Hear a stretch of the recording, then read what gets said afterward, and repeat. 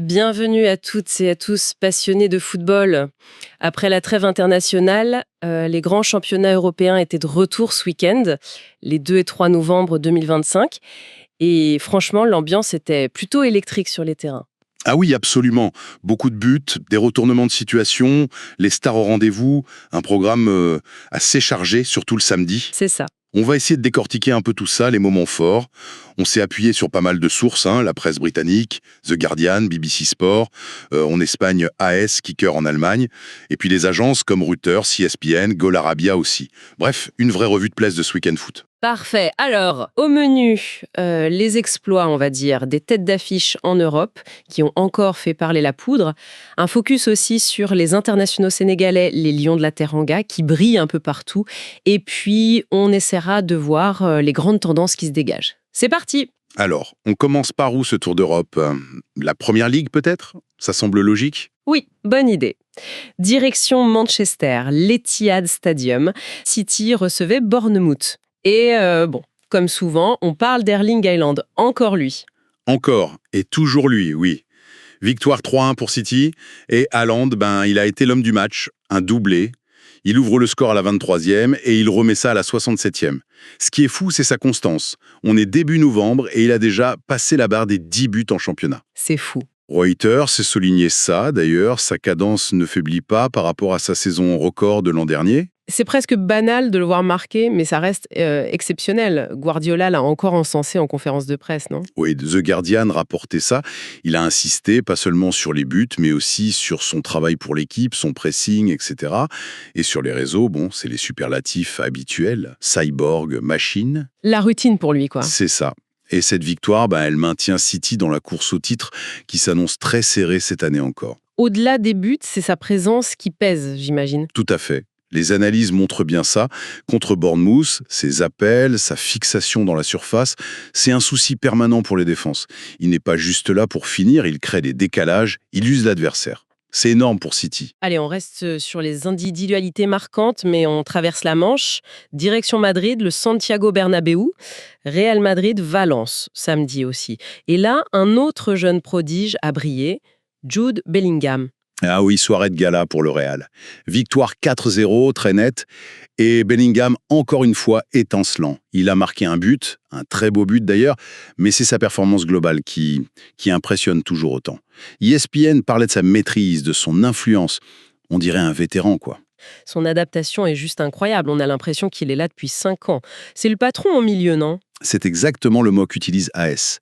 Le quotidien madrilène le décrit comme le nouveau leader du milieu. Il récupère, il lance les attaques, il marque. Et AS va même plus loin.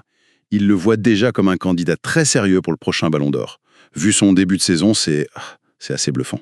Poule, cette fois. Anfield. Et son roi égyptien Mohamed Salah, qui continue d'écrire l'histoire des Reds. Le King of Anfield, comme l'appelle la presse locale et les sites de fans comme Rousing the Cop. Et oui, il a encore frappé. Mais il s'arrête jamais, les défenses devant faire des cauchemars. Ah, ça c'est sûr. D'abord, il donne la victoire aux Reds, ce qui est essentiel. Mais surtout, il permet à Salah d'égaler un record assez incroyable. Anfield, c'est vraiment son jardin. Ah oui, j'avais vu passer ça. C'est une stat folle quand on y pense. Ça montre sa régularité dingue. Exactement. BBC Sport a fait un article là-dessus. Ça souligne sa longévité au top niveau et son efficacité redoutable à domicile. C'est une légende vivante du club, clairement. Pas seulement un buteur, une icône. Indéniablement. Sa capacité à être décisif saison après saison. C'est une des grandes forces de Liverpool. Même quand l'équipe va un peu moins bien, lui, il est là. Il garantit des buts. Bon, on termine ce tour des stars européennes avec l'Allemagne. La Bundesliga nous offrait le classiquaire. Bayern Munich contre le Bayer Leverkusen, un choc. Et c'est un Anglais qui a joué les sauveurs pour le Bayern, Harry Kane. Ah, Kane. Oui, Kane. Le match a été à la hauteur. Intense, spectaculaire, du suspense. Et c'est le Bayern qui gagne sur le fil. Non seulement ça donne les 3 points au Bayern dans ce choc, mais ça confirme l'adaptation express de Kane. Sky Germany dit même que le transfert est déjà parfaitement rentabilisé. Le Bayern dans la course au titre face à ce Leverkusen qui était si impressionnant. Kane, l'homme des grands rendez-vous. C'est exactement ça. Il a cette faculté à être là quand il faut. Il est devenu le leader offensif du Bayern en quelques mois à peine. Impressionnant. Bon, ce Tour d'Europe confirme le statut de ces stars, mais le week-end a aussi été important pour les internationaux sénégalais. On passe au lion de la Teranga. Allez, focus sur les Lions. On commence par une icône, Sadio Mané, qui joue maintenant en Arabie Saoudite, à Al Nasser. Et comment ça se passe pour lui là-bas? Les retours sont bons? Oui, plutôt positif, d'après ce qu'on lit dans Arab News ou Goal Arabia. On note son entente qui grandit avec Cristiano Ronaldo devant. Il apporte sa percussion, sa vision de jeu. Son influence est de plus en plus nette dans l'équipe, même si, bon, il n'a peut-être pas encore les mêmes stats qu'à Liverpool. Mais il est important. D'accord, on revient en première ligue avec un autre lion, plus jeune, Pape Matar Sarr. Il jouait le derby londonien Tottenham contre Chelsea. Oui, un derby toujours chaud, bouillant. Il a amené de l'énergie, de l'impact dans les duels, un gros volume de jeu. Déception, après la défaite, on termine ce tour des Lions avec un rock, un pilier de la défense sénégalaise, Kalidou Koulibaly. Lui aussi est en Arabie Saoudite, à Al Hilal. Et il confirme sa réputation là-bas. Et Al Hilal gagne 1-0. Et Koulibaly a été solide derrière. Plus que solide. Les comptes rendus, comme ceux du Saudi Sports Hub, le décrivent comme impérial, vraiment. Il a multiplié les interventions décisives, les tacles propres, il a grandement contribué au clean sheet, au fait de ne pas prendre de but. Son leadership, sa sérénité, c'est essentiel pour Al Hilal, un vrai patron. Superbe performance. Bon, voilà un beau tour d'horizon des Sénégalais. Si on essaie de prendre un peu de recul maintenant, qu'est-ce qu'on retient de ce week-end? Plusieurs choses, je dirais. D'abord, la confirmation que les très grands joueurs, ils répondent présents. Haaland, Bellingham, Salah, Kane. Ils ont tous été décisifs souvent dans les matchs clés. Leur influence est juste énorme. Ensuite, on voit que les Sénégalais importants tiennent leur rang. Que ce soit Mané, Sarr, Jackson, Koulibaly. Ils performent dans leurs championnats respectifs, en Europe ou en Arabie Saoudite. C'est de bon augure. Et au-delà des pertes individuelles, niveau tendance, médiatique ou statistique, le record de Salah, ça a dû faire parler, non? Énormément. Ce jour de record, ça marque les esprits. La presse anglaise en a beaucoup parlé. Et pareil pour Haaland et Bellingham. Le buzz sur les réseaux, dans les médias, les montages, les stats comparatives, les débats sur jusqu'où iront-ils. Le titre d'As sur Bellingham et le Ballon d'Or, c'est un signe fort de cet emballement. Ces joueurs-là créent l'émellement.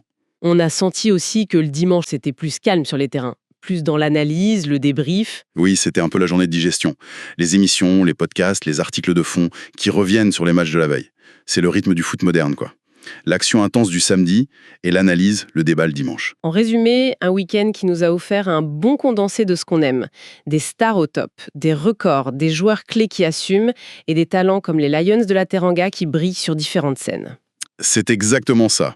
La puissance de City, la magie du Real, de Bellingham, la forteresse d'Anfield avec Salah, le caractère du Bayern de Kane. Et en même temps, les Sénégalais qui confirment leur importance, que ce soit pour le titre, l'Europe ou même pour le développement de la Ligue saoudienne. Ces résultats, ils dessinent des dynamiques intéressantes pour la suite, non?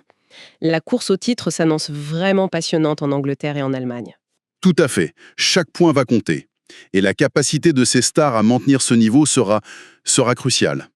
Et pour les Sénégalais, ces bonnes performances, c'est aussi important en vue des prochaines échéances internationales. Justement, en parlant d'avenir, comment on voit les prochaines semaines? Le calendrier va être dense. Ah oui, ça va s'enchaîner. On pense bien sûr au grand choc qui arrive, le Classico en Espagne, Real-Barça, ça va être énorme. En Première Ligue, il y aura bientôt un City-Arsenal, un duel au sommet. Ce sont des matchs qui peuvent déjà être des tournants dans la saison. Et pour nos lions de la Teranga, il y a une échéance majeure qui arrive aussi, n'est-ce pas? Absolument. Faut pas oublier la Coupe d'Afrique des Nations 2025 qui approche. Les performances actuelles de Mané, Sarr, Jackson, Koulibaly et des autres, garder un bon niveau de forme et de confiance en club, c'est la clé pour arriver prêt à défendre le titre. La question qui reste, et c'est peut-être ça la beauté du foot, est-ce que ces joueurs qui ont brillé ce week-end vont tenir cette cadence folle? Comment les équipes vont gérer la fatigue, les blessures, la pression? C'est un feuilleton passionnant. C'est tout à fait ça. Le défi, c'est de durer toute une saison. On a eu un bel aperçu ce week-end, mais la route est longue. Une chose est sûre, on ne va pas s'ennuyer.